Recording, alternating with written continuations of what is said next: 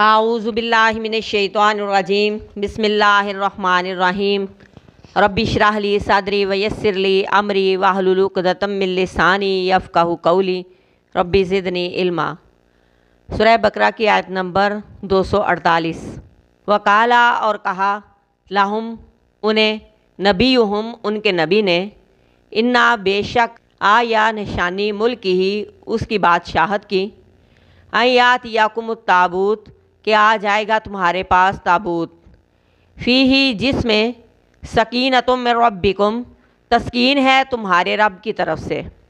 وبقیۃ مما اور باقی ماندہ اس میں سے جو تارکا چھوڑ گئے آل موسیٰ آل موسیٰ و آل ہارون اور آل ہارون تحملہ الملائکہ اٹھائے ہوئے ہوں گے اسے فرشتے انا بے شک فی ذالک اس میں لآیۃ لکم البتہ ایک نشانی ہے تمہارے لیے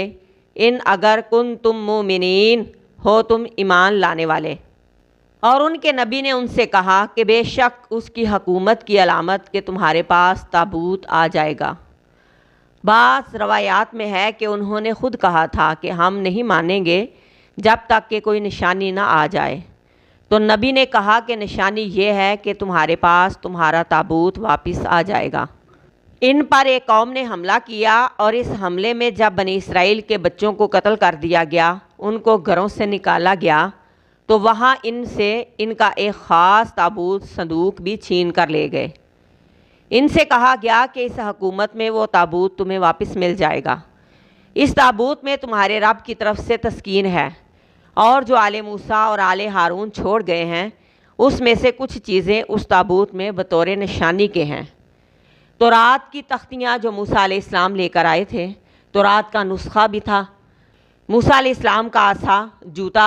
ہارون علیہ السلام کا امامہ اور بھی بہت سی چیزیں بطور نشانی کے رکھی ہوئی تھی۔ کچھ تو برکات تھے جو ان کا قومی سرمایہ تھا، لہٰذا اس تابوت کے چھننے سے ان کو بہت رنج تھا۔ بنی اسرائیل کو بتایا گیا کہ طالوت کو اللہ نے ہی بادشاہ مقرر کیا ہے اور نشانی کے طور پر تمہارا تابوت بھی تمہیں واپس مل جائے گا۔